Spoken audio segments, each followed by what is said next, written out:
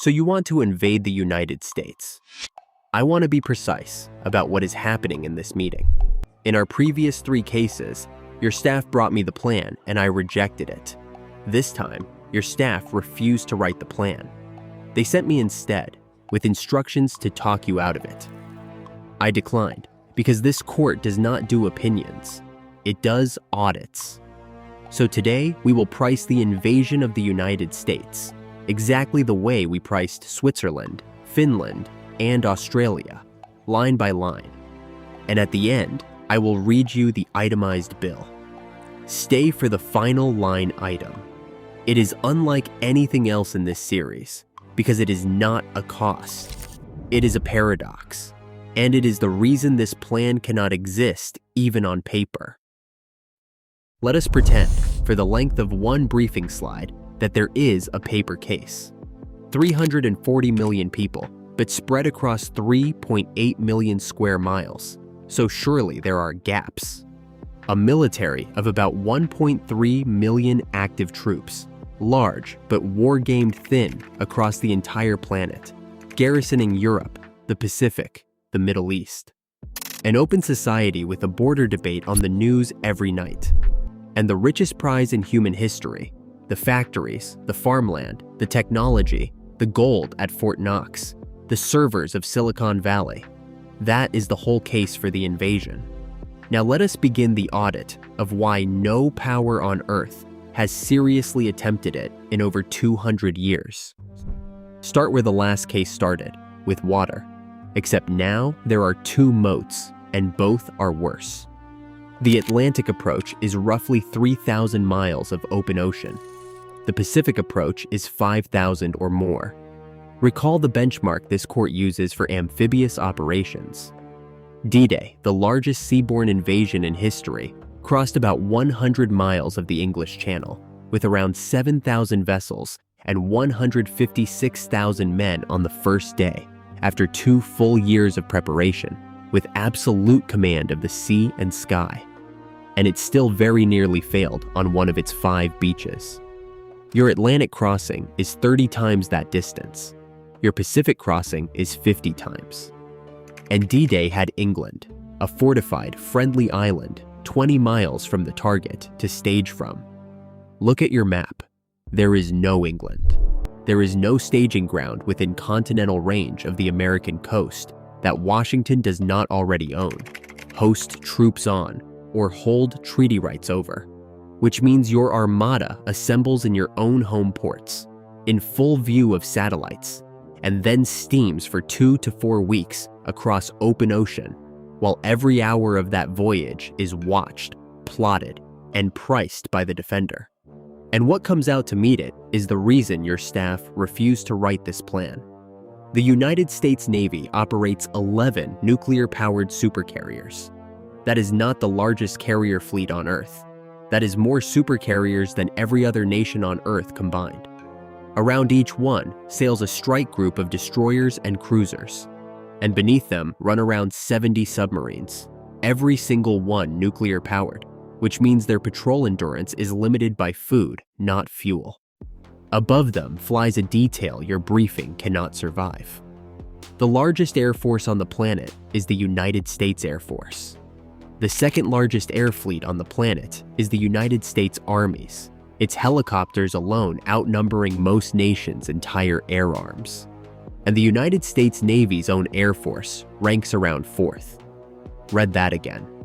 3 of the 4 largest air fleets on Earth answer to the same capital, and hundreds of the newest aircraft are F-35 stealth fighters, the largest fleet of its kind in existence. Your convoy, the slowest and fattest target in naval history, must cross thousands of miles of this before a single soldier gets wet. Your planners will now do what all planners do and reach for the land route, because the United States has only 2 land borders. Look closely at them. To the north is Canada, 41 million people, a NATO member wrapped in Article 5, the tripwire we priced in the Finland file, and a country so integrated into American defense that the 2 share a single early warning command.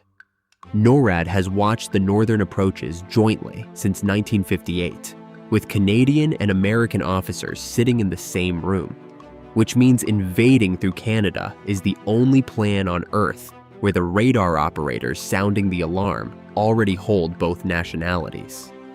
The network is so thorough, by the way, that every December it famously tracks one sleigh.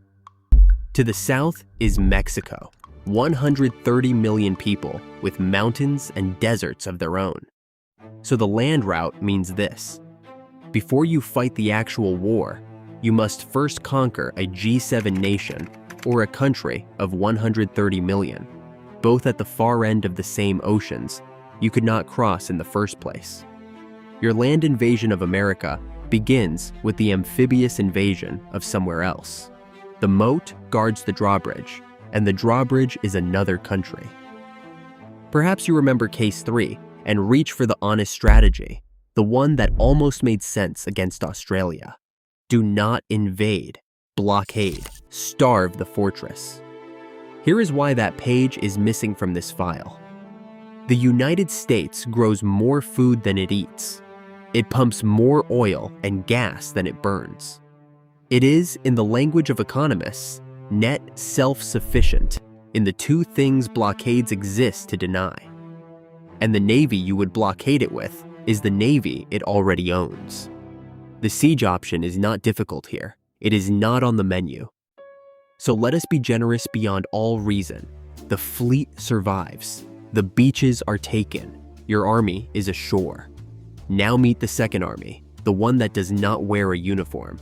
The United States is the only country on Earth with more civilian firearms than citizens, somewhere north of 390 million guns for 340 million people, roughly 120 guns for every 100 residents. You have probably heard the famous quote attributed to Admiral Yamamoto that invading America means finding a rifle behind every blade of grass. This court deals in evidence, so here is the honest note. No historian has ever found a source for that quote. He probably never said it. And it does not matter, because the arithmetic behind it is real, and you can watch it rehearse every autumn. Each November, the state of Pennsylvania issues hunting licenses to several 100,000 people. So does Wisconsin. So does Michigan. Every year, individual American states send more camouflaged riflemen into the woods, people who own their weapons, know their terrain, and can hit a moving target at distance, than most nations on this planet have soldiers. That is one state. There are 50. Your occupation does not face a resistance movement. It faces a continent-sized hunting culture with a new season opened. But you do not need my projections, because the United States is the rare defendant with a complete experimental record. Everyone who ever tried this is in the file, and the file is short. Entry 1, 1814. The British Empire, the superpower of its age, lands an army and burns Washington, including the White House. It remains, to this day, the last time a foreign army reached the American capital. And note the outcome even of that triumph. The war ended with not 1 inch of territory changing hands, and the young republic came out of it with a national anthem. Entry 2, 1942. Nazi Germany's invasion of the continental United States in its entirety was 8 men. Operation Pastorius. 8 saboteurs delivered by U-boat onto beaches in Long Island and Florida with explosives and cash.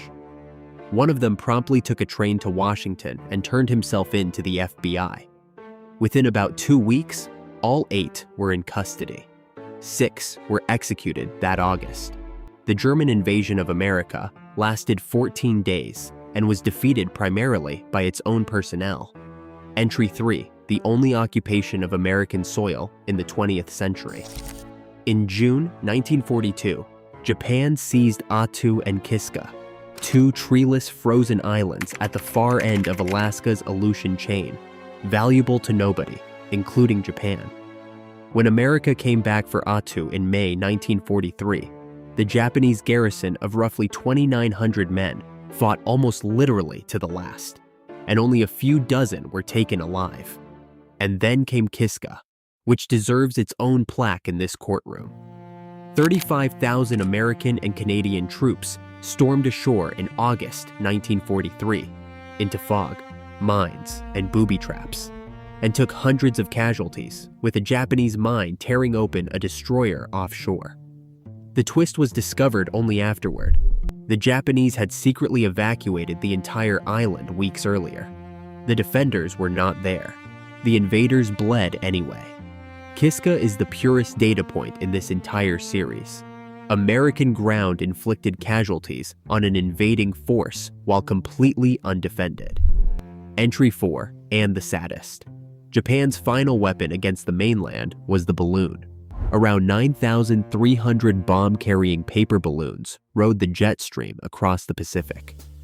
Their entire toll, the complete count of deaths from enemy action on the American mainland in the Second World War, was 6 civilians at a church picnic in Oregon. That is the whole historical record. An empire that burned one building 2 centuries ago, 8 men who lasted 2 weeks, 2 frozen islands, and a balloon. Even the Soviet Union, at the height of the Cold War, with the largest tank armies ever assembled, appears to have produced no serious plan for the conventional conquest of the continental United States. Because the sea lift arithmetic answered the question before any general had to ask it. America's own film industry has gamed your scenario for decades. And notice that even Hollywood, to make the story possible, has to delete the Navy in the opening minutes. That is not a plot hole. That is the audit with popcorn. And there is a clause in this contract that no other defendant in our series carries. Every previous case priced the defender as they are. America must be priced as what it becomes when provoked, because we have the receipt for that too. In 1941, the American army was smaller than Romania's. 4 years later, American industry had built roughly 300,000 aircraft, over 140 aircraft carriers of every type, and 2,710 Liberty ships, one of which, as a publicity stunt, went from keel to launch in 4 days and 15 hours. The stunt was real. At the Willow Run plant, a 4-engine bomber rolled off the line every 63 minutes. Your invasion does not merely fight the America that exists on day 1. It is the ignition switch for the America of day 1000. And history has measured exactly what that machine does when switched on. So, the bill, and I will keep a straight face as long as I can. Line 1, the fleet. An armada with no precedent in human history, crossing 30 to 50 D-days of open ocean with no staging ground, under continuous satellite watch, against more supercarriers than Earth's remaining nations combined. Line 2, the prerequisite wars. The land route requires first conquering Canada, which triggers Article 5 and 32 nations, or Mexico, and both prerequisites themselves require the fleet from Line 1. Line 3, the interior. 3,000 miles of strategic depth, mountains, deserts, and winters, populated by the most heavily armed civilian society ever measured. Line 4, the garrison. At the standard 20 to 25 soldiers per 1,000 inhabitants, occupying 340 million people, requires roughly 7 million troops, more than triple the active military of China, the largest army on Earth, standing guard indefinitely among 390 million rifles. Line 5, the economy you came for. The prize is not gold in a vault. It is a system, the dollar, the markets, the debt that the world's great powers, including the ones most capable of building your fleet, hold as their national savings. Hundreds of billions of your own reserves live inside the thing you are shelling. This is our Swiss verdict at planetary scale. You are not robbing a bank. You are burning down your own retirement account with yourself still inside the building. Line 6, listed for completeness and priced at infinity. Several thousand nuclear warheads, which this court has ignored for the entire audit, because your plan fails comprehensively without a single one of them ever being armed. And now the final line item, the one I promised, the paradox. Ask what kind of power could actually pay this bill.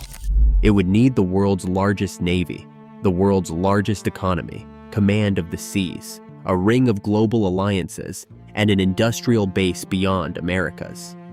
In other words, the only nation capable of invading the United States is a nation that has already replaced the United States, at which point the invasion is pointless, because everything it was meant to achieve has already happened. The plan requires its own conclusion as a prerequisite. It is the first invasion in this series that fails not on logistics, but on logic. The verdict of this court: invasion of the United States, denied. Not because the defenders are brave, though they are, and not only because the oceans are wide, though they decide the matter alone. Denied because the complete historical record of attempts consists of 1 burned building, 8 arrested men, 2 frozen islands, and a balloon, and because the audit terminates in a circle. To afford this war, you must first have already won it. Case number 4, closed, which brings us to the strangest file on your desk, and your staff is smiling for the first time in weeks. The next defendant is poor. It has no navy, no real air force, no heavy industry, barely any roads. Its military budget would not cover a single American carrier's annual fuel. By every metric this court has used so far, it is the easiest target in the series. And it has broken 3 superpowers in 2 centuries, including, most recently, the one we just spent 20 minutes calling uninvadable. They call it the Graveyard of Empires, and its case file opens next. If you want your invasion plans rejected properly, hit subscribe, because the Iron Verdict Court is now in session.